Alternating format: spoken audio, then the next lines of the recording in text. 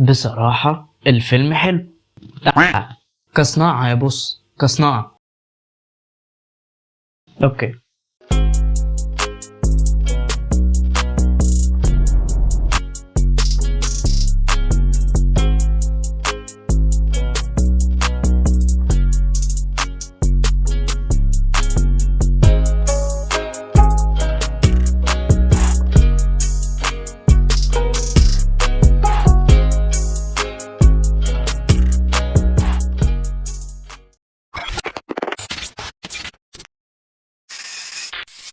طيب خلينا نتكلم عن الفيلم ده من ناحيتين، الناحية الأولى وهي صناعة، والناحية التانية كتأثير الفيلم ده على الناس اللي هتتفرج على الفيلم أو اللي لسه هتتفرج أو اللي اتفرجت أصلا. الفيلم بيتكلم عن جولدا رئيسة وزراء بتاعت الدولة إياها في وقت حرب 73 وطريقة تعاملها مع المواقف اللي كانت حاصلة إذا كان في دولة بالي بالك أو طريقة تعاملها مع الحرب إذا كانت مع مصر أو سوريا أو حتى مع أمريكا ذات نفسها اللي كانت المفروض إن هي بتدعمها في الوقت ده. وهنا بنشوف من أول يوم 5 أكتوبر لغاية بعد 21 يوم تقريبا من بعد الحرب، وإزاي تعاملها مع السادات والسادات اتعامل معاها إزاي، ونهاية جولدا ذات نفسها ونهاية حياتها. الفيلم كسيناريو فهو مكتوب حلو جدا، الفيلم كله على بعضه اساسا ساعة ونص، وهو اللي كان محتاجه يتحكي كان اتحكى في ساعة ونص بالظبط، ما كانش محتاج حشو اكتر من كده. وعشان كده انا بتكلم كصناعة هو معمول كويس، السيناريو مكتوب في مساحة كويسة، اتحكت القصة كلها، انت ما كنتش محتاج يعني انت ما كانش عندك اسئلة محتاج يتجاوب عليها وما تجاوبش، لا انت اوريدي كده عارف القصة ماشية ازاي، بس انت ما شفتش من وجهة نظر العدو.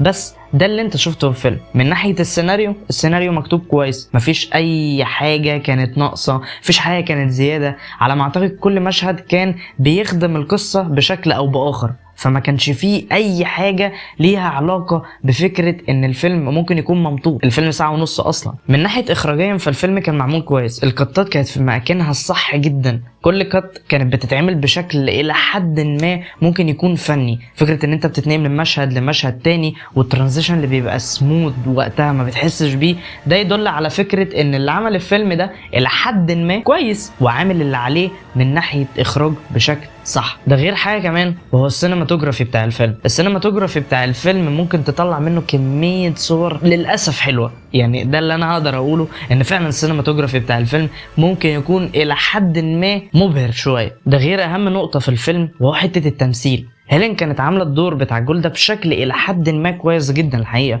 كل مشهد كانت بتقنعني فيه، اذا كانت هي مريضة، اذا كانت هي متأثرة، اذا كانت هي مبسوطة او سعيدة لسبب موجود في الفيلم وهو اعتراف السادات بيهم كدولة، يعني كل مشهد كانت بتأديه بشكل الحقيقة لا غبار عليه. فمن ناحية الفيلم كصناعة فهو ممكن يتقال عليه سوليد، الفيلم الى حد ما مكتمل. نيجي بقى لحتة التأثير، تأثير الفيلم ده عموما. وبعدين في حاجة الحقيقة تحسب لهم هم عاملينها حلوة، وهو فكرة ان هم منزلين الفيلم ده قبل ذكرى 6 اكتوبر بما فيش كام يوم، فالفرق ما بين الذكرى بتاعت 6 اكتوبر والفرق ما بين الوقت بتاع الفيلم او وقت نزول الفيلم الحقيقة هو كام يوم، ممكن ما يكملوش الاسبوعين على بعض. فهي حركة صايعة منهم علشان توجه الانظار ليهم وتبعدها عننا احنا، مع ان احنا اللي منتصرين. انتوا لو اتفرجتوا على الفيلم هتكتشفوا اكتشاف مبهر جدا، وهو ان احنا كنا حرفين فيهم من اول الفيلم لغاية اخر الفيلم، مفيش غير ثغرات معينة اللي كانت موجودة في نص الفيلم على غلطات كانت من الجيش المصري، او في حاجات ناقصة الجيش كان معملهاش، او ثغرات كانت موجودة جوه دفاع الجيش المصري نفسه، ولكن احنا طول الفيلم راعبينهم. بصوا في ناس بتقولك ان في الفيلم ده مطلعينهم ملايكة زيادة عن اللزوم، وانا معاك بصراحة، هم مطلعينهم ملايكة زيادة عن اللزوم، وقال ايه ما بيغلطوش، وقال ايه متضايقين جدا ومتأثرين جدا بسبب الحرب، وان الحرب دي كانت حصلت في وقت اصلا كان عندهم عيد، فاحنا يعتبر طعناهم في ظهرهم. بس هي الفكره ان الحرب خدعه، وبعيدا حتى عن تبرير كون ان احنا اذا كنا احنا طعناهم في ظهرهم او لا، بس احنا لو هنطلع شياطين على حساب ان هم يظهروا كملائكه، فانا شايف ان دي ممكن تكون ميزه في صالحنا احنا ومش في صالحهم هم. هوضح لكم ليه بس بعد ما اقول لكم على الجزئيه دي. طبيعي جدا اي حد بيحكي قصه لازم يطلع نفسه هو اللي مظلوم مش هو اللي ظالم، لان مفيش حد بيحب يذكر اخطائه.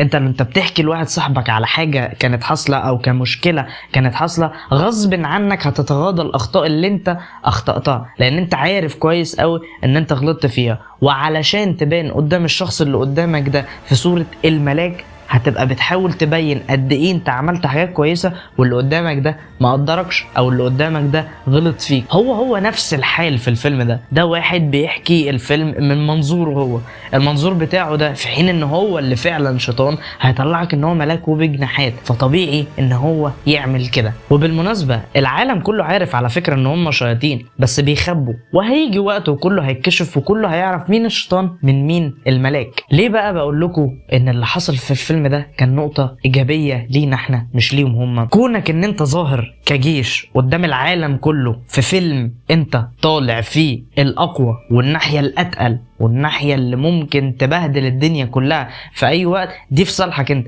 لأن انت العالم كله هيعمل لك ألف حساب. الأفلام تأثيرها قوي جدا على الشعوب وتأثيرها قوي جدا على المجتمع، فكون ان انت بتستخدم الفيلم كوسيلة تأثير، هي هترد في وشهم هم مش في وشنا احنا اللي هنبان اقوى واحنا اللي هنبان الطرف الاقوى. ما بالك ده سنة 73، طب سنة 23 الجيش ده دلوقتي عامل ازاي؟ وده بان جدا وقت ديان لما كان راح يشوف الجيش بتاعه عامل ايه جوه الحرب.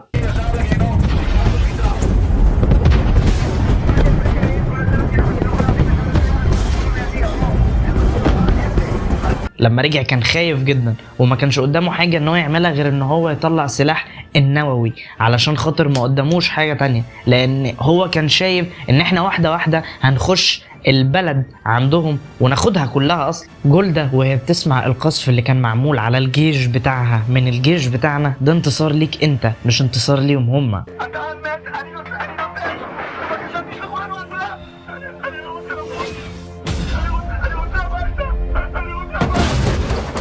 جولدا الهلاوس اللي كانت عمالة تجيلها بسبب الحرب اللي كانت معمولة وقتها، ده انتصار ليك انت مش ليهم هم.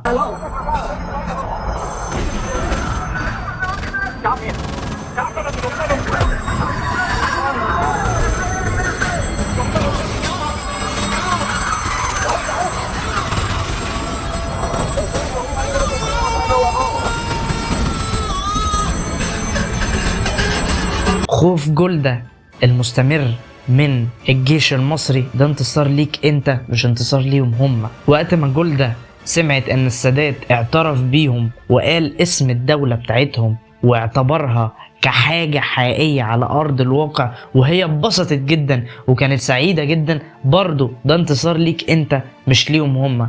فما تخليش هم اللي يلعبوا في دماغك ويبينوا لك ان هم الملايكة. لو انتوا ملايكة واحنا شياطين بالشكل اللي انتوا عرضتوه ده، فانا ابقى سعيد جدا ان انا الجيش بتاعي حاطط عليكم. لما تكون انت صاحب السلطة الاكبر فده انتصار ليك انت مش انتصار ليهم هم. ما تخليش حد يلعب في دماغك ويبين لك ان انت كنت الطرف الاضعف، او مش حتى الطرف الاضعف، ان انت كنت الشيطان وان انت يا عيني اللي خدتنا غدر وان انت اللي جاي على ارضنا احنا. لا، ما تخليش الناس تلعب بدماغك. اعتبر الفيلم ده انتصار ليك انت مش انتصار ليهم هم، لان كل الاسباب اللي موجودة في الفيلم تدل على قوتك انت مش قوتهم هم. بالعكس دول كانوا طالعين هفق جدا الحقيقة. وبس اتمنى تكون جولدا دلوقتي بتتعذب مع اسفل سافلين جهنم. اتمنى الفيديو يعجبكم، ما تنسوش الشير واللايك والسبسكرايب. سلام.